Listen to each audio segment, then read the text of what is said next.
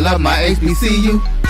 And boy, I love it, love it. I love it, love it. I love my HBCU. And man, I hope my team they won one. Yeah. I hope my team they won one. Yeah. Man, I hope my team they won one. I hope my team they won one. Yeah. I tune into the HBCU Sports Lab to see if my team won or lost. If they lost, I'm quiet as a mouse. But if they won, keep tab. I'ma do the dab, yeah. Dr. Cavil, he know what he be talking about. Mike and Charles, they know what they be talking about. They compress the analytic data with the hip hop. If you know them like I know them, they gon' tell you if your team, if they won or lost, and who the ball. So listen to Professor, yes sir, and pay attention, cause he gonna teach a lesson. Welcome to episode 649 of Inside the HBCU Sports Lab radio show and podcast, the show that's covering the sporting HBCU diaspora, all things HBCU sports for institutions large and small, from the NAIA to the NCAA. We share insights and information on the HBCU sports culture and HBCU athletic aesthetics to facilitate the story of HBCU's athletic programs and the business of HBCU sports. I'm your host, David Rhodes, and with me I have Jeffrey Johnson riding his Tesla and Big Reek, Tariq Wilson. I'm just having fun with you, bro. Still that Tesla, man. Come on, man. Yo, I can't even give this thing away, man. Anybody want to buy it, hit me up. Hit me up. Leave it on the side of the street, man. Yo, yeah, man. I had to went crazy. We are filming live from our home studios and Signal live to our KCOH 1230 AM studios with the Texas Radio Hall of Famer Ralph Cooper in the beautiful home of Texas Southern University from Houston, Texas. Gentlemen, how are you guys doing today? Jeff, we'll start with you, buddy. How you doing, man? Oh, I'm good. Just got two beautiful babies. You know, I wasn't gonna join today, but it just so happened my wife had one of them and the car broke down. So I was like, you know what? Let me just go ahead and help her out right quick and hop on this little thing for a little bit, you know, to be with my homeboys. Oh, I appreciate it, man. Thank you. All right, Mr. Wilson, how you doing, sir? I'm doing well, man. So luckily basketball practice was canceled tonight, so I'm here. And you got a pretty good ball in your squad, man, out here be on this Steph Curry, ain't it? Yeah, my little man, he can shoot, man. He can shoot. He last tournament he can play. He's all around, you know, guard, two guard, combo guard, but 14U, they were down 12 second half. He hit 6 3-pointers in the second half to bring them back. He can shoot. He always been able to shoot since he was 2. You know, just when he saw that basketball, he used to shoot, but now he just still can shoot that thing. That's what's up, man. You know what he said too? Y'all can appreciate this. He says he wants to go to Norfolk State just so he could beat Hampton. And hoop at Norfolk State just to beat Hampton, just to antagonize me. That's don't know, man. We care about his future. That's what I told him. Community don't get too far, man. I'll root for him except against Hampton. I get if that happened, you know. Yeah. Well, man, if he wants to be part of the Beholders, let him be part of the Beholders, man. Yeah, his uncle is, so you know it's in the family. You know, we make mistakes. Yeah, we ain't got no buzzers in our family, so we get to go over here and listen to this picture here. I'll be honest, man. We got a couple of Aggies in the family, so I don't know what type of looks that person would get if an Eagle did show up in there. I will say. Oh man, how you doing, man? I'm doing good, man. It's been a crazy week in the workplace. You know, we just did our second round of deferred resignation. So did you take it? I hope you didn't. No. But we had a lot of folks who did. We had some folks who did. Yeah. Are they near retirement or just tired of it all? There's some folks that were near retirement. There's some folks that were like really good. They just decided to want to move on and do something else. And there were some other folks that were pretty young that made the decision to just, you know, enjoy the summer off. You pretty much get the summer off halfway through the fall and just not do anything. But either way, what a time! What a time! Oh, you ain't kidding, man. But we got some interesting news that's gone down the pike. I guess I'm going to start with this. So the WNBA draft was on Monday. Yeah. And Diamond Johnson wasn't taken from Norfolk State. And I I don't know why. Well, I have my theories of why. I just think it's another example of the penalty of transferring down to an HBCU, in my opinion. Yeah. She did everything she was supposed to do. Yep. From that standpoint, and I think she definitely was one of the best 40 players in the country. So to not get drafted is wild to me. Now, I'm pretty sure she's probably going to get an opportunity. I don't know if the camps have been called out yet, and if other folks are getting invited to camps yet in the WNBA, but I think she should definitely get an opportunity. I think if she does, she'll probably make a team. I know there was some talks about her size, but I don't think that's that in the grand scheme of things, that I don't think that's a big enough factor to warrant it. I think she makes up for it in her skill and definitely her speed. So, it's still that still was something that definitely shocked me as well. Yeah, can I say that I wasn't shocked? What? How were you not shocked? Why weren't you shocked, sir? I mean, the WNBA. I mean, how do I say this the right way? In certain aspects, because of their gaining popularity, I think they're a little behind the men in some ways, and they still like the big flashy names. And that name didn't move the needle enough for a small, player from a small HBCU. That's not enough for them. Like, it seems like they still try to sell big names more than talent. So I wasn't shocked. Yeah, I mean, there was a kid from UConn that averaged 4 points a game. They got drafted. Yeah, that's what I'm saying. Yeah, that's wild. That's wild. It's wild. Because and let me be clear, guys. Like, her getting drafted doesn't guarantee she would make the roster anyway, because there are first round, second round picks that get cut from these teams. There ain't that many slots. Yeah, there's only like 150 or so slots. Yeah, so there ain't that many spots. Yeah, and it's much different from the NBA, because the NBA, even though they have more teams, they can also send their draft picks to the G League or stuff like that. So, and plus, I think in the NBA, if you're a lottery pick, you're slotted in. I'm not sure what the rules are in WNBA. Yeah. And they're expanding to more teams too, so there's that aspect too. So, but it's still not there aren't that many teams, there ain't too many slots, so it's difficult to make a roster even as a draft pick. You got to earn your way in, so to speak. On another note, let's continue with the basketball news. So, we haven't talked since this happened, but Patrick Query decided to take his talents from FAMU to Grambling. What's your thoughts regarding that one? It's always, they had the same. This is the thing. Even though this spans different athletic administrations. Remember the coach that was before Willie? I forgot. Was it Alex? I'm the football coach. And remember, they had trouble trying to figure out his contract the first year at FAMU, and it was just it went all the way through the summer up until, I don't even think he had a contract until the season started. Like even with the coaches, this is a FAMU issue. This has always been a FAMU issue, and you know what? I'm glad to see Query getting moving on, moving. I wouldn't say Grambling, I would say, is a top tier program over FAMU, even though FAMU's no, they're bad. They played better. No, they've done better than FAMU. But I'm just talking about facility wise with FAMU. And the running joke I have is that arena's too good to be empty. That's true. It is. That arena's too nice to be empty, man. Like, I think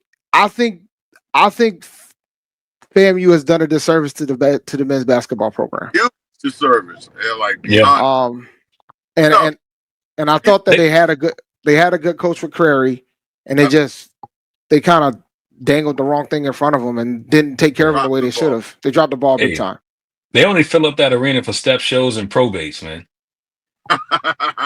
Do they charge at least? Because if they charge, that means that's revenue. Right. I know we charge now, so I'm just asking questions. Wait, for step shows or probates? Oh yeah. Yeah, no, step shows. Yeah. Wow. Step shows, absolutely. Yeah. Well, but we do ours at the Coliseum, so it's not. It's a little bit, like when we do our step shows at the Coliseum, the gym ain't big enough for that. It's a different type of aura for the step shows when we're doing the Coliseum. Wow. Yeah. I think it's a come up for the coach. Yeah, I have more interesting thoughts about the FAMU replacement than the guys. We're gonna get to that. We're gonna folks are talking about that in the chat. But I will say this: like Patrick Curry got a pretty significant pay bump. He was making around 150 at FAMU. He went all the way to at least 230, and it was a 5-year deal. So, so shout out to Grambling for getting it done. Considering they lost Dante Jackson to Alabama A&M, and they were able to pull Patrick Curry from FAMU to come to Grambling. So it's going to be fascinating to see what the SWAC is going to look like. And speaking of FAMU, they were at that point looking for a new coach. And today, I guess the board, I didn't check to see if they approved the contract, but they put the contract on the table for Charlie Ward, former Heisman Trophy winner, former New York Knick, who played in the NBA Finals back in 1999 as an 8 seed. He's now the head basketball coach for Florida A&M University. Yeah, I'll let y'all go first. Well, in the 90s, I was a huge Knicks fan, a fan of all New York sports, basically. And the running joke was that Charlie Ward was the best quarterback in New York.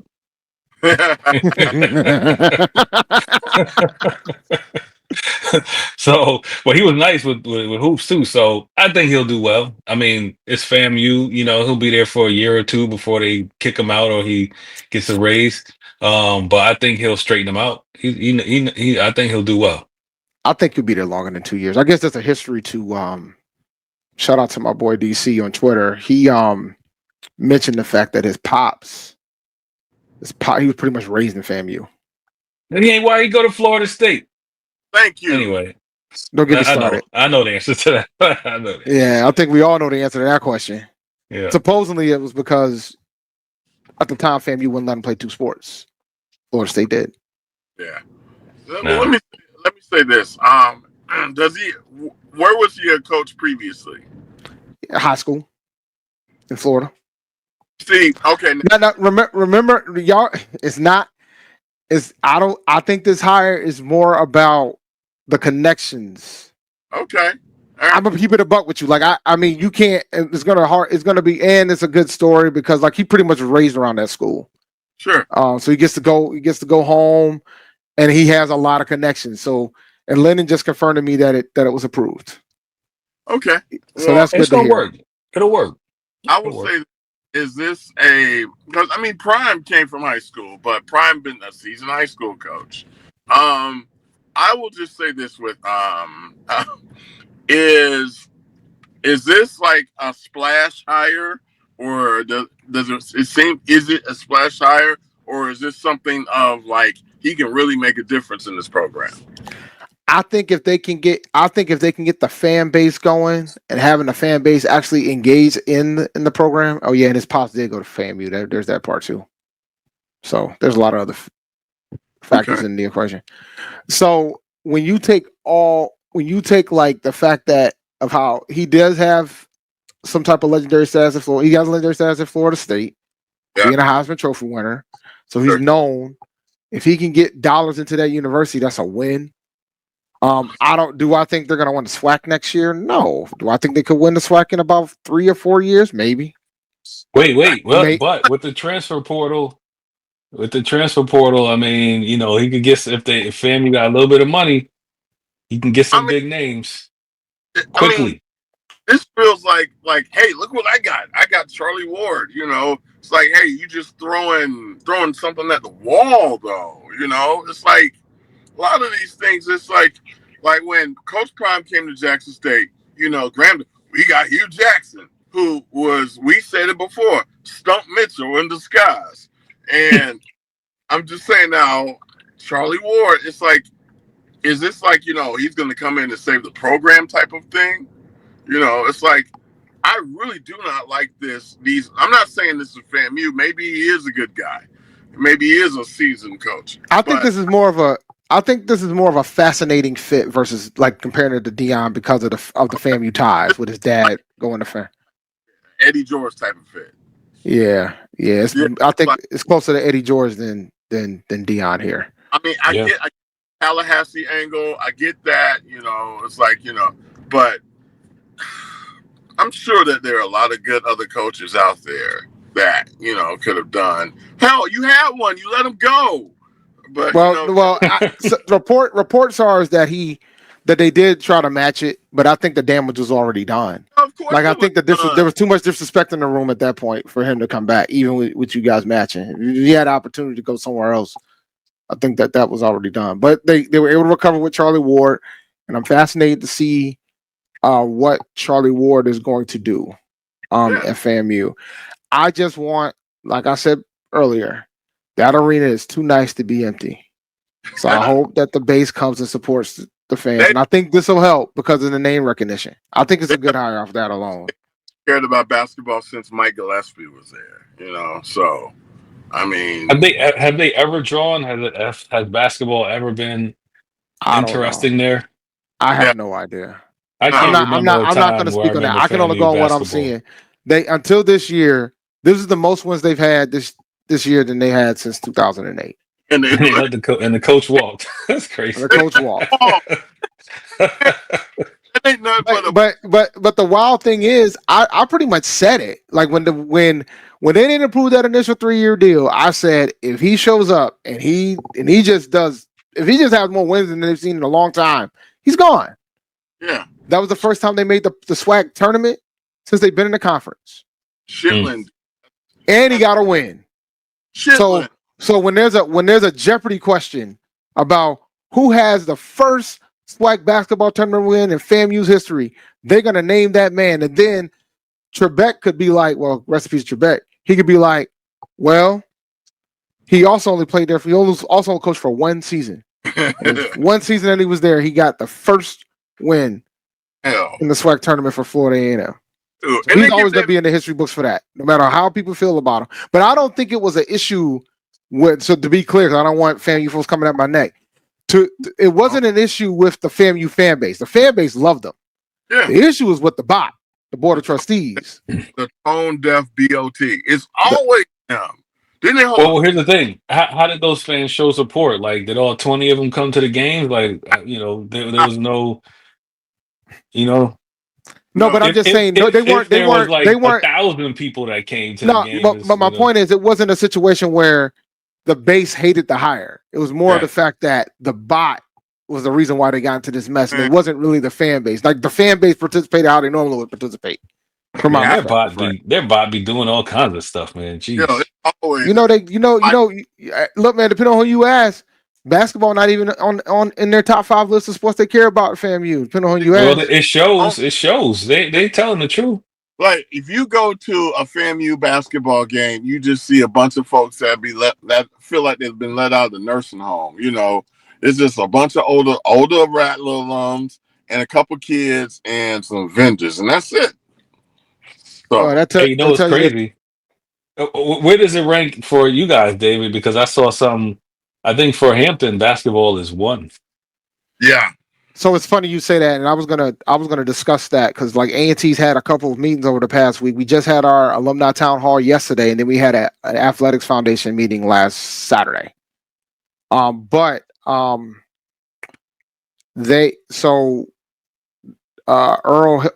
Hilton did his they asked him a question about how do you handle the different sports, and because somebody asked a question about what's going on with women's sports, and his comment was women's basketball is probably the most funded, is the most funded program out of all of them per capita. Yeah. So it's women's so for him the big 5 for him is women's basketball, football, men's basketball, track, men and women track, and bowling. Those are the 5. And it's because he believes that he doesn't believe in the way he said it. The way he doesn't believe in it doesn't matter what brings revenue or not. It's more about trying to win championships, and particularly national championships. He believes that track's going to eventually win a national championship, and that is the goal of that track program. He believes the same thing for bowling, so it's part of the 5. He believes that women's basketball could get to that next level. We get really good and get a pretty high seed in the tournament because of the conference that we're in. He legitimately believes that. And in football, he wants to win an FCS national championship, so that's up on the docket as well. So it's it's in the 5, but Scotty, even shout out to Scotty, who has some pretty strong sources of FAMU, even from their perspective. It's the 5 is one of the 5 is It's not basketball. It's not there. It's not part of the top 5. Golf is ahead of them. Baseball is ahead. Golf is ahead. Wow. Yeah. They just won the golf championship. Shout out to FAMU. They just won the golf championship. They just won the SWAC golf championship. Wow. You know, so shout out to them. You know, their baseball team's really good right now. I think they still only have 1 loss in the conference. Yeah. Yeah. So they're not killing when it comes to that. But ODB kind of is very accurate, man. There's little expectations. Like Charlie Ward don't have no championships. I think if he gets fans into the stands, show some growth, the squad gonna be fine. They're gonna be fine. I think he's gonna do it. I don't know. Yeah.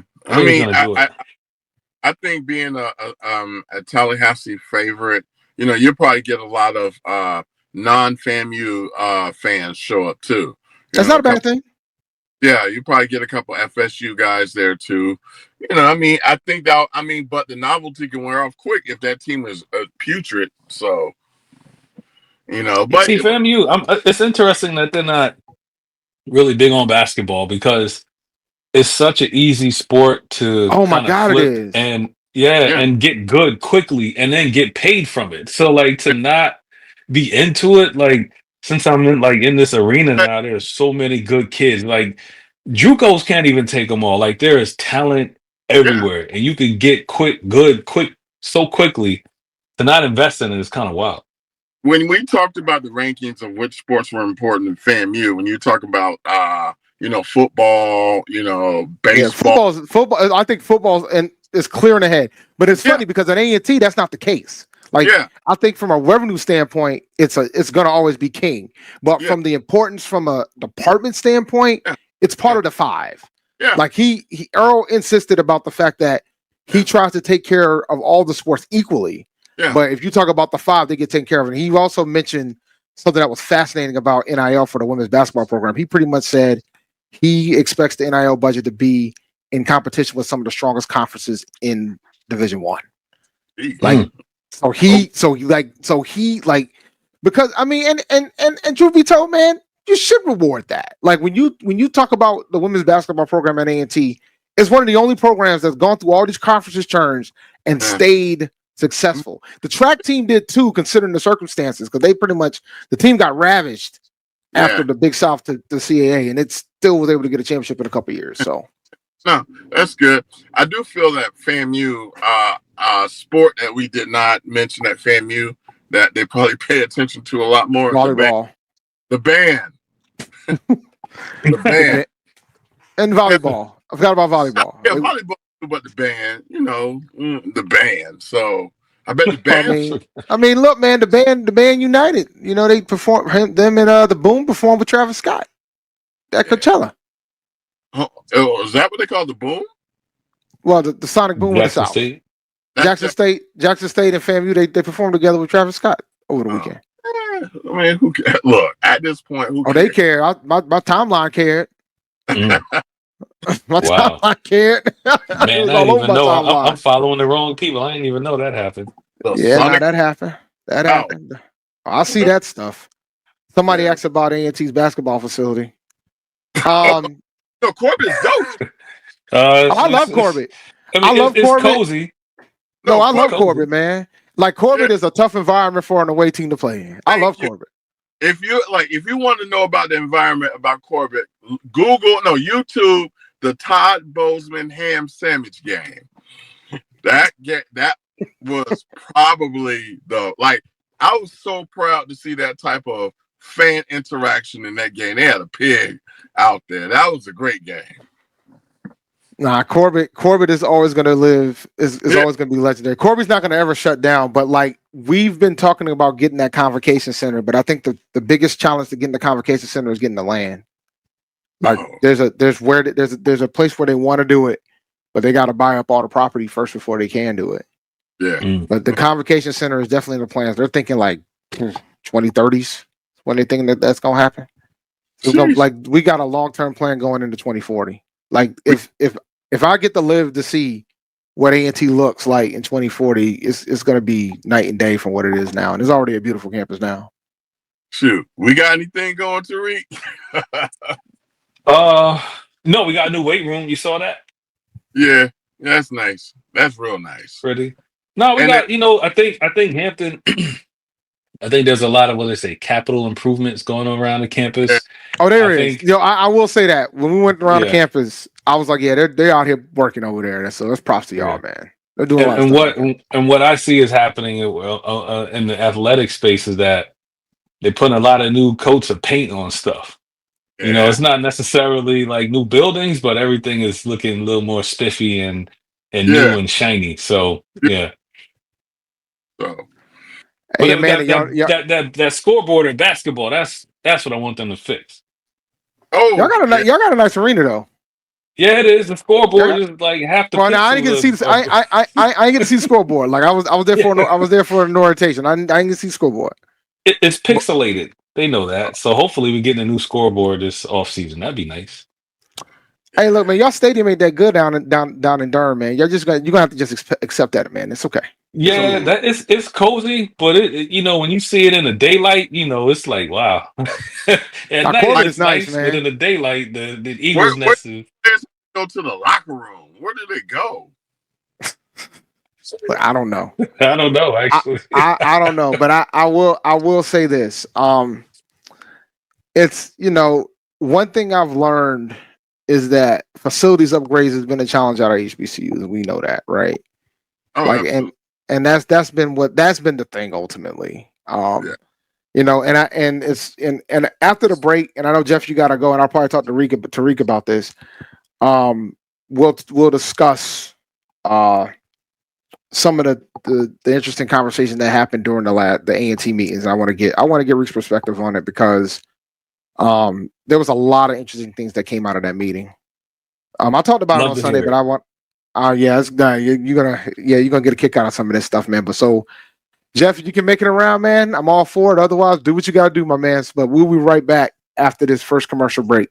I'm sure they had a good time, man. I bet it had to do with the guy y'all let go, but No. He wasn't mentioned once, truth be told, if you want to keep it a buck. He wasn't mentioned once. But we'll be right back. We'll be right back after this commercial break. Planning an event? From weddings to corporate functions, CMJ Events LLC brings over 15 years of experience to make your vision a reality.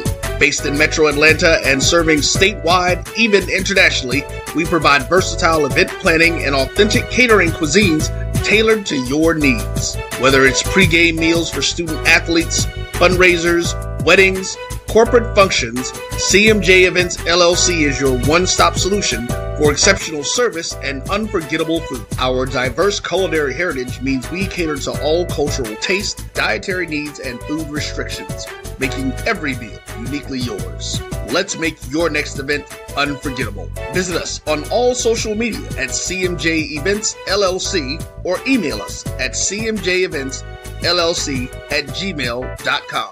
Also give us a call at 404-664-3882 so that we can start planning now. This is the Dean of the College of HBCU Sports, Kenyatta Cavil of Dr. Cavil's Inside the HBCU Sports Lab with Mike Washington and Charles Bishop. Come mix it up in the lab where the course lecture is in session every Tuesday from 6 o'clock p.m. Central Standard Time on Facebook Live, YouTube Spreaker, or the BCSN app. As we discuss all things about the HBCU sports culture, including exploring the week that was in the sporting HBCU diaspora, as well as the upcoming week of HBCU sports. With me, the Dean, the College of HBCU Sports, on Dr. Cavil's Inside the HBCU Sports Lab with Mike Washington and Charles Bishop. Course lecture dismissed.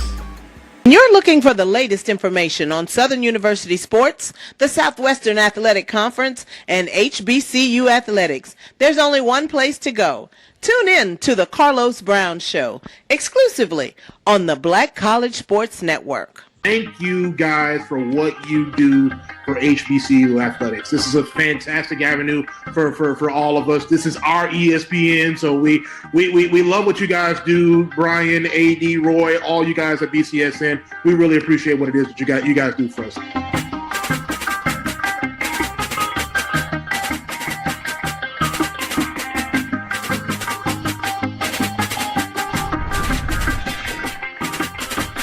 press the analytic data with your hip hop. If you know them like I know them, they gon' tell you if your team, if they wanna lose, and who the ball.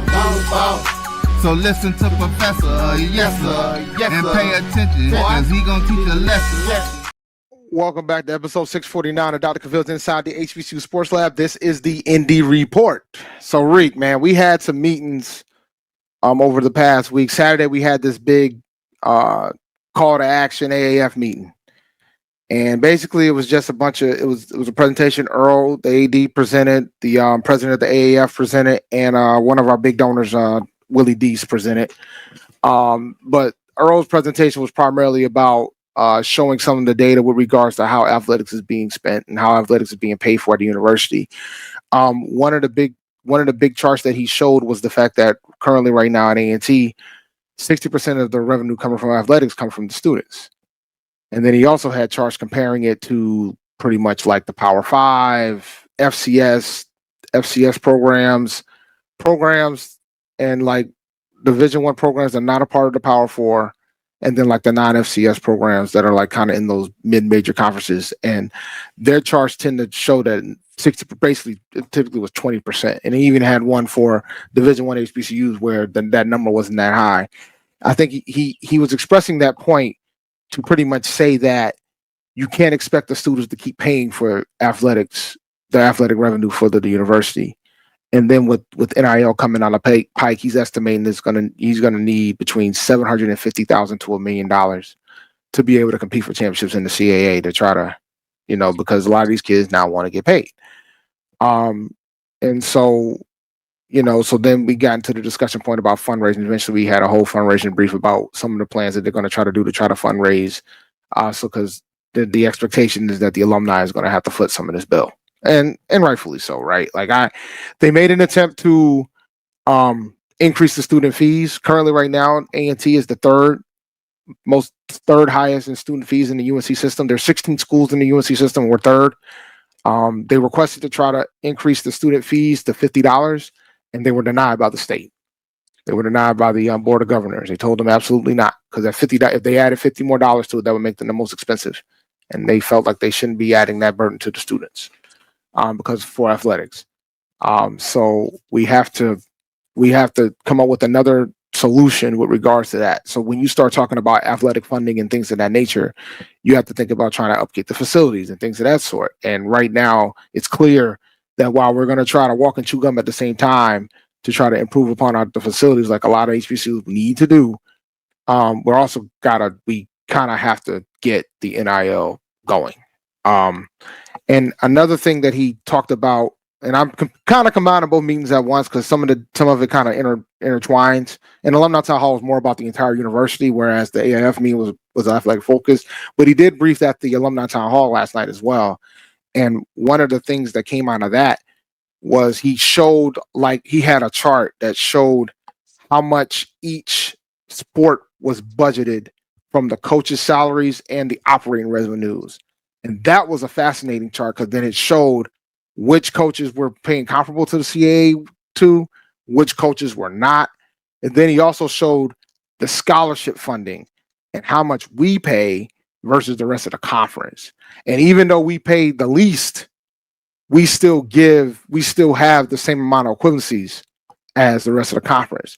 So his point was to try to explain the reason why we have the delta deficit primarily is because of the scholarships, because it's pretty much a $12 million delta total from a budgetary standpoint between the average in the CAA and us. But there's universities in the CAA that cost $90,000 a year to go to, $85,000 a year to go to. You know what I'm saying? So when you make that type of comparison, then you can understand why our budgets are smaller, but it isn't because we don't have the scholarship. It's not that at all. It's just we're cheaper. We're the cheapest school in the CAA to go to. So I know I just dropped a lot, but just wanted to try to give you some perspective on that meeting. It was a fascinating meeting from that regard. It gave a lot of perspective. How did you feel about things coming out of it? How did you feel about? Well, I'll say how I felt coming in. Going in, it was more I was fascinated to see how people would react about the fact that, hey, if we want to win championships in this conference, then we're gonna have to put our money where our mouth is, so to speak. Because I've talked to alums and chatted with alums in forums and things of that sort, and there's some that understand that, yeah, we need to do this, and there's some that are like, I'm not interested in paying players. So it becomes a dynamic, and you know, it's funny. There's other universities within the HBCU space that are still like wrestling with that, and some has passed through it. Like a Jackson State, they understand how this is going to go. They know they got a collective rocking. Shout out to Ken Clark.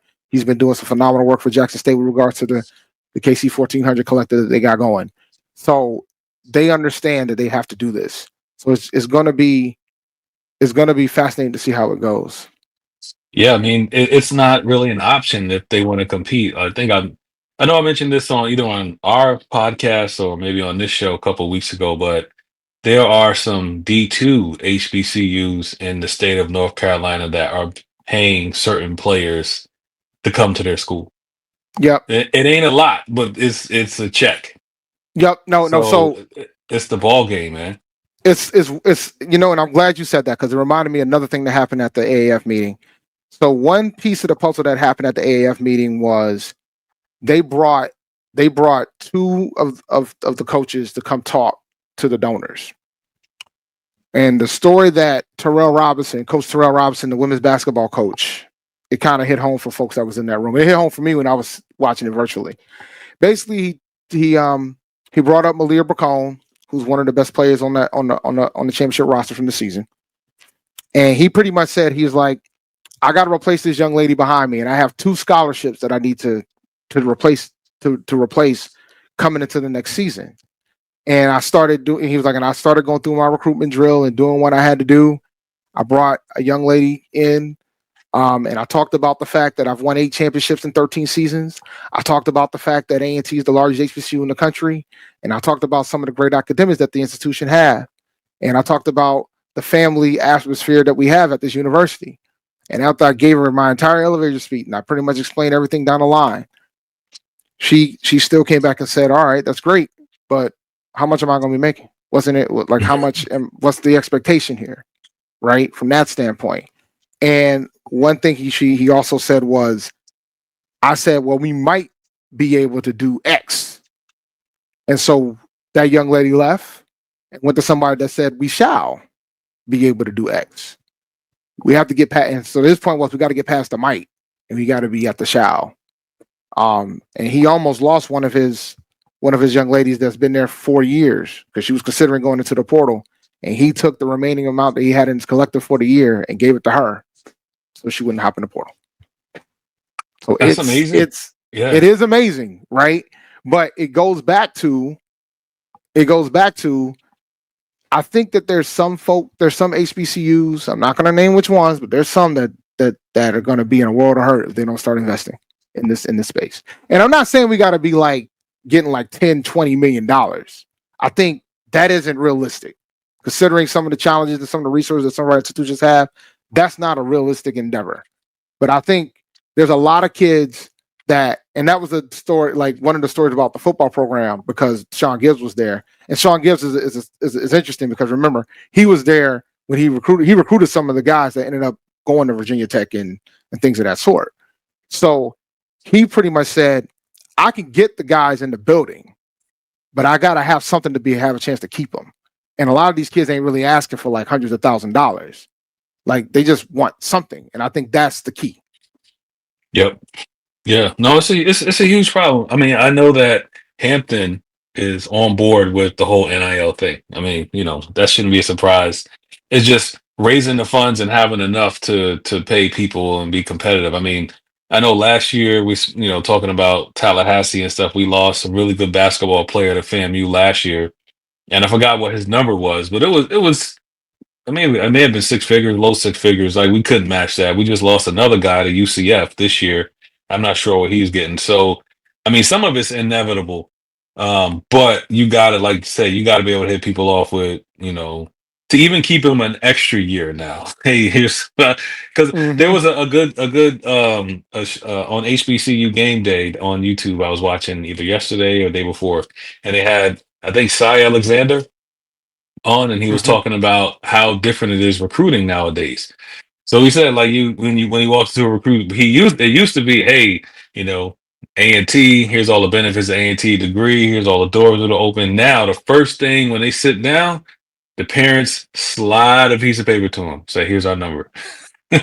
All others, and then you slide it back and say, here's my number. And and hopefully it's enough to keep the conversation going. So yeah, you got to get on board. I'm interested to know, my man, which HBCUs are not on board. Is it because they just don't have the funds, or they philosophically don't agree with paying the players? I think there's a combination of it, and I mean, then there's also about the coaches too. Like, if you have a coach that's not on board with paying players, it's going to be difficult to. They need to retire. Retire. That's what Roy Williams did. That's why Coach K retired. That's why Coach K retired. Like a lot of them, Saban. A lot of them did that. But it's just I think it's probably more resource than anything else. But I think some people and everybody's going to always say, "Well, no, that's not us."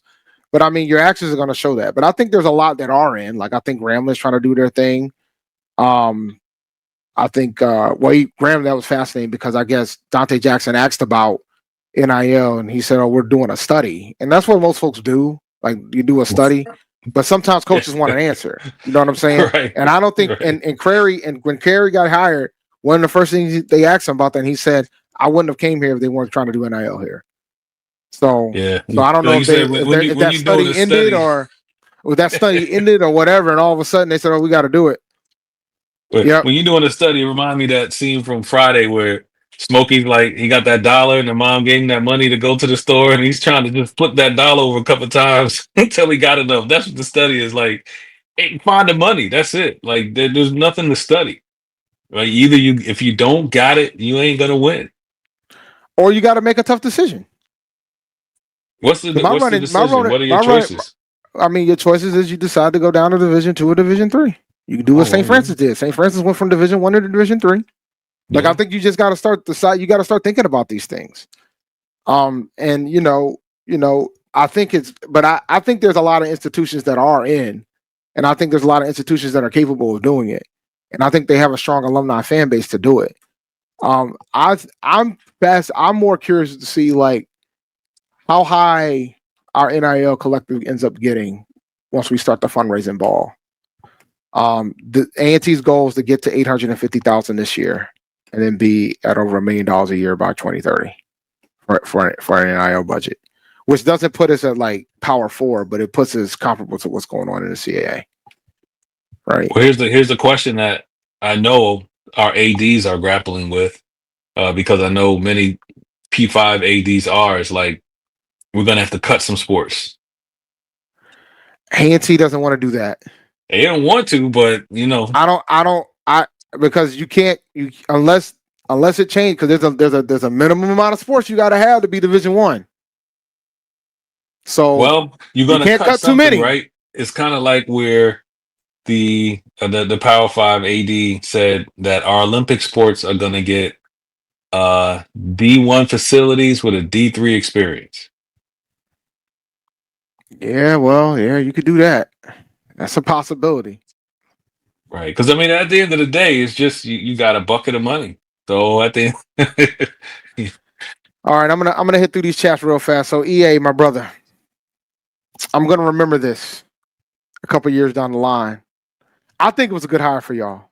Yeah, I agree. But I'm still gonna remember this. I know how y'all do y'all coaches when things don't go the way y'all expect it to. So I'm gonna put this on the line.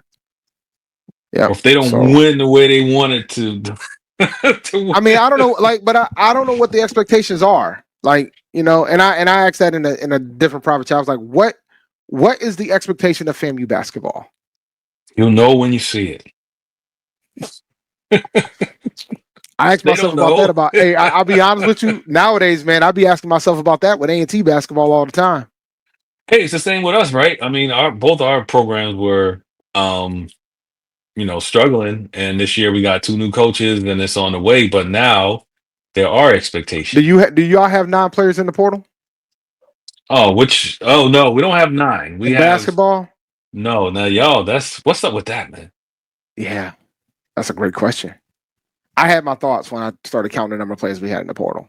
I was at the point where I was like, if you had that many players in the portal, you might start over. You might just go in and cut your ties now. But Yeah. I mean, that's just how I feel. All right, Lennon, this will be a running joke for you. Your cousin is definitely going to make a mistake tomorrow. Considering the 2 people that are that's in this show, your cousin is absolutely going to make a mistake tomorrow. Wow. There's one of us is cool with one of these choices, and the other one is cool with the other choice. Hey, Lennon, where y'all from? Where's your cousin from? Where's he live? Well, I mean, he went to Norfolk, so. Oh.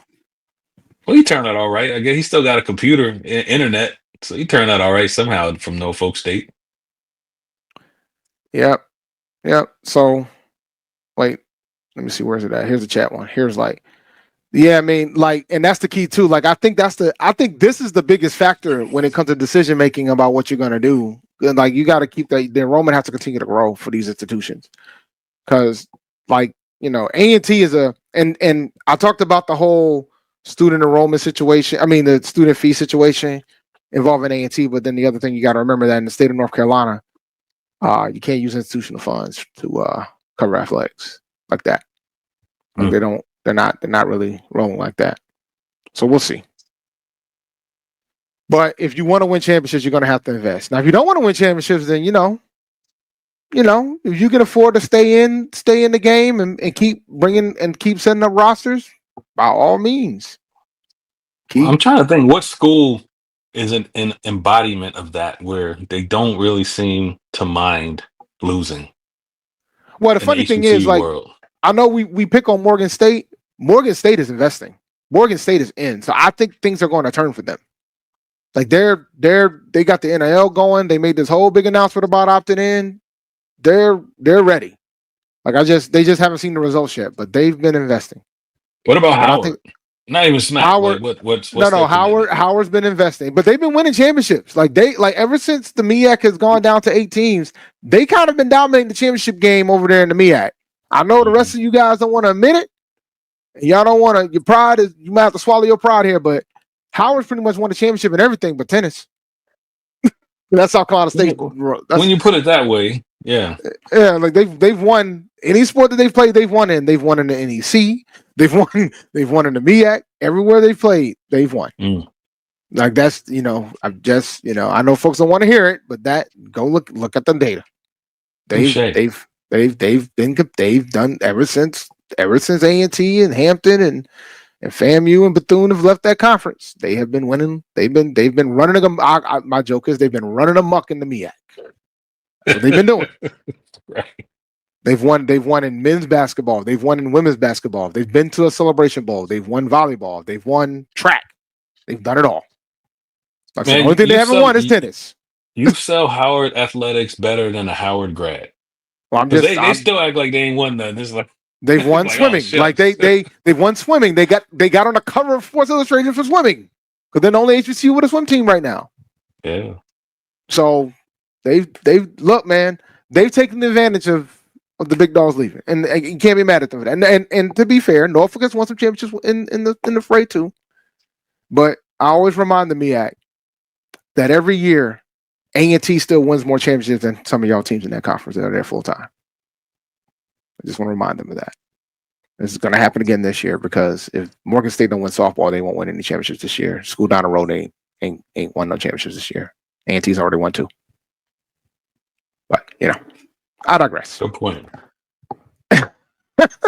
Well, we've already won we've already won 4 championships so far, I think. Yes, 4. Bowling regular season, bowling tournament champions. Then they won track, men's track, indoor. We'll probably win men's and outdoor, and we're hosting the meet this year, so that's gonna be fun. I gotta try to pull up for that. And we won women's basketball regular season. So we got a couple. How'd y'all get nice at bowling? That's impressive. How'd that happen? They were nice at bowling when I was a student, man. Are they locals? Is just a lot of alleys in Greensboro? Like I didn't even know Yeah, I mean people we bowl don't like have a bowling alley on campus, so yeah, there's a pretty good bowling alley in Greensboro. They do host a tournament every year. I mean, they were eighth in the country going into the tournament. They almost got That's out of they amazing. almost made it to the Final Four. Wow. And we won back to back in national cheerleading too. First HBCU to win back to back in cheerleading. Traitors, Amanda, traitors. If you want to call us traitors, call us traitors. The traitors. What school does Amanda go to? School down the Or road. represent? Oh, School okay. down the road. Got it. Yep, we got 2 national championships in cheerleading. Because that's under athletics, so there you go. All right, man. Yeah. Coach Kearney is such an angel too. One of the coolest people too. Got to meet her. Hall of Fame bowling coach. Let me ask you a question. So Yes. I'm interested in ours, but how's your football team looking? Oh God. We currently have 6 offensive linemen, healthy offensive linemen. We've already lost. We lost our quarterback. We've already lost 2 of our quarterbacks for the season. One towards ACL a few weeks ago, and Ooh. KJ White, who was the presumed starter, broke his leg the night before the spring game. Oh, He had surgery the following morning. well, that should be fixed soon. I mean, what, two months on that one, hopefully. Yeah, As long as I ligament think damage. he's gonna get I think he's gonna do a medical red shirt for that one.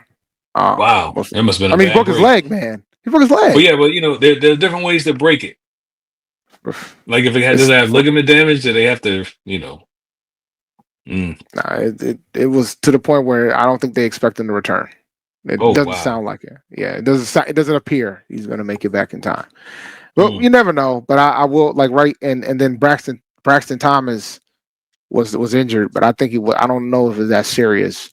So we had our 4th-string quarterback Noah Sanders. Pretty much it ended up being like more of a practice than a game. They did like a scrimmage portion of it, but I'm not. I was tempering my expectations going to this season anyway. My perspective is if we lose to Tennessee State, in the opener, it's not gonna be. It's gonna be rough. It's gonna be rough. And I'll be honest. I think it'll be interesting to see how we look like. And we're looking for 20 players. The portal opened today, and we're looking for players. We're looking for a few good Aggies. So. Hey, I'm gonna tell you what, Lena. Tell him to stay away from the news. Cause I guess a big article came out about a protest today from the school. So tell him to stay away from the news. Central? Mm-hmm. What they protest? What do they protest? Housing. I mean, that's that's the go-to nowadays. Yeah, that's the go-to. I mean, don't worry. Like, I mean, they protested housing at A&T too. They did that last. Hey, they protested at Chapel Hill. Like it's a thing, they protest everywhere. Like, I mean that like. Housing is a challenge.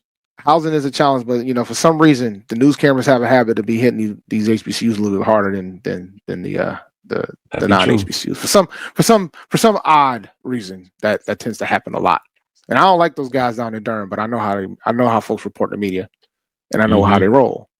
Like the cameras tend to show up at our schools when there's something bad going on or something not positive going on. Is the best way to put it. So just some type of weird habit. And considering that we have another non-HBCU right up the street, they got housing problems worse than us, and they don't really go over there for some odd reason. I just never understood that. I don't get it. Just things. Interesting. Yeah, but I'm happy about our football program. I know you are. I don't. The team. We'll see.